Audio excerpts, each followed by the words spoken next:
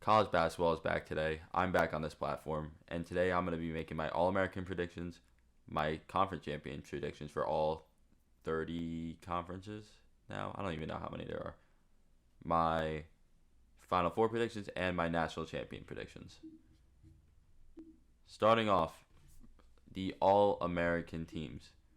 First team, Mark Sears, RJ Davis, Cooper Flag, Janai Broome, Hunter Dickinson. You're going to see everybody put these five plus Ryan Kalkbrenner out for Janai Broome in here. Sears returns to Alabama after his Final Four, after SEC Player of the Year. Yes, SEC Player of the Year. RJ Davis, same thing, Conference Player of the Year. We've known his name for 4 years. We have Cooper Flag, who is kind of the, I don't want to say the biggest question mark, because we know Cooper Flag's going to be a damn good player. Will he be All-American worthy? Like, when was the last time we've seen a freshman make All-American? Zion Williamson. So it's been a while, but he's definitely the guy to do it. Janai Broome, the only reason I have him over Kalkbrenner is I would take him to win Defensive Player of the Year. That's not being predicted here. But I think it's him or Kalkbrenner, or maybe a guy like Cliff Amore for Alabama. For Alabama sounds so weird. Has an outside shot of winning it, but I think that last fifth All-American spot would go down to Broome or Kalkbrenner. I think Defensive Player of the Year can make the difference. Hunter Dickinson, he's been relevant in college for 5 years. This needs no explanation. Second team, Caleb Love, he returns. Tyson Grant Foster, I would predict to lead the country in scoring, but the next guy I have, Cam Jones, can easily do it. Those are the two guys I would think do it. Alex Caravan and then Ryan Kalkbrenner. Third tier, Braden Smith for Purdue, he returns. Tamin Lipsey, Wade Taylor. And we have Great Osborne, who kind of flew under the radar playing for Utah State and then got a bag for Washington. And finally, I got Ace Bailey out of Rutgers. There's a lot of guys who I think could make a team. There's just so many good guards. Zakai Ziegler, LJ Cryer, AJ Storr, if you count him as a guard or not. Dylan Harper were guys I considered, but ultimately left off this list. Wooden Award, I'm going to give it to Mark Sears. I think Alabama has the number one overall seed like they did a couple years ago at the end of this year. And I think that gives him over the edge of a guy like Hunter Dickinson, who I have second, and RJ Davis, who I have third. Now, conference champion predictions. They're all of them. By the way, graphic looks messed up. I could not fix it. It's not spaced right, I know. Highlights. ACC, Duke, very close to putting in UNC. I would guess this is going to be a two-team race throughout the entire year just because the depth of the ACC isn't good this year, even though they do have that March success. Memphis winning the AAC. I know they don't really have success in terms of what their talent is. Still going to predict them over most teams. A10, St. Louis. This is a toss-up. Dayton is definitely in there. A lot of teams are in here in the A10. I'm going to trust Robbie Avila. I'm going to trust the talent of St. Louis. Big 12, Kansas, Houston, Baylor, Arizona. A ton of teams are in the mix for this. I just think with the transfers, Arizona, there's the transfers Kansas brought in. And I said the same thing last year, and I think a lot of people said the same thing last year, and we all ate our words with, Kansas' season. I don't expect Kansas to have another dud season like they did last year, and you'll see that in my Final Four predictions. Big East, UConn. I really, really think Creighton can win this. I think Creighton could be a better team than UConn throughout the entire year, but I'm going to pick UConn until they're not. Big Ten, Indiana.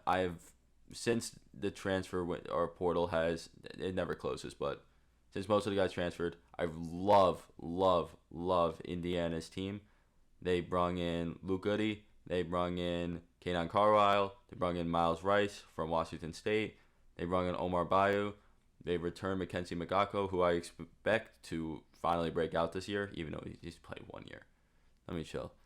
I really do think Indiana, talent-wise and coaching-wise, are a tier above everybody with that combination in the Big Ten. I think there's a really solid big tier 2 in the Big Ten. I think Indiana is solidly in that tier 1 by themselves for now. What other highlights do I want to say? SEC Alabama. I think Alabama is just tier 1 by themselves. Auburn's definitely close to that. Those are really the highlights, though. I mean, you can look, pause. I've been talking a long time. You've probably been able to read all of the other guys, but I just really want to spotlight the big ones. And now the final four. So I'm not going too chalk. I mean, these are all chalky teams, but I'm not trying to go like 4 top 10 teams, even though I went 3. Alabama and Kansas, I'm very firm on. I love Alabama's roster construction. I think I just like them most in the country, just as a team. But Kansas definitely has the most talent. It's just how are you going to play all these guys? Zeke Mayo, KJ Adams, AJ Storr, Hunter Dickinson, Rylan Griffin. I'm definitely missing somebody. I mean, the talent on Kansas is something that personally, since I've been watching college basketball, I really haven't seen. That's saying a lot, but it's what I think. Gonzaga, returning talent all over the place, and right now sit at 6 in the country. They play Baylor tonight at 11:30, which is ridiculous. But Gonzaga was Ryan Nembhard, Graham Ike returning. I'll have them. And then Kentucky. Now Kentucky loses Calipari. They lose all of their 5 stars, all of that. Guys to the draft, guys going to Arkansas. But Mark Pope brought in some guys, man. And their big man depth, Brandon Garrison, Amari Williams, and Hunter Carr is maybe the best in the country, the most overlooked part of this team. Jackson Robinson, they bring him in from BYU. He averaged 17 last year.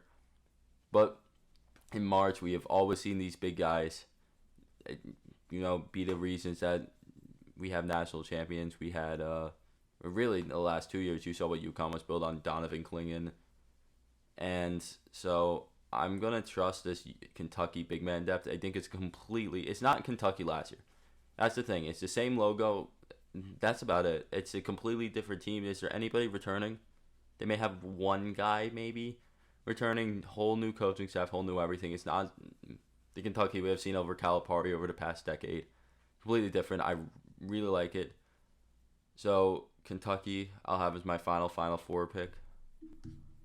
And then finally, I don't like Kentucky enough to make the national champion. Also, I'll go back here for 1 second. Seeding wise, I think Alabama, Kentucky, or Kansas would get 1s. I think Gonzaga is going to be a 2 to 3. Kentucky, if they have a really good season, can be 3, but I think they'll end up being a 4 or 5 by the time March rolls around. And then finally, national champion, who we got to peek out into a couple seconds ago.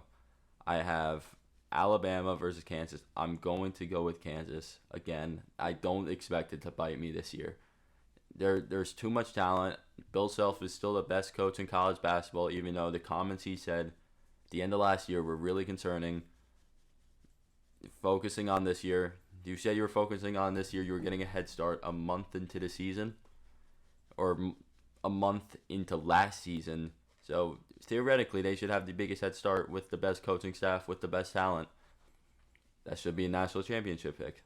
But that's my predictions. It's weird being on YouTube again. It's been 3 months. Discord's in the 3 months, 3 weeks. Very rusty. Discord's in the description. Thank you guys for watching. See you.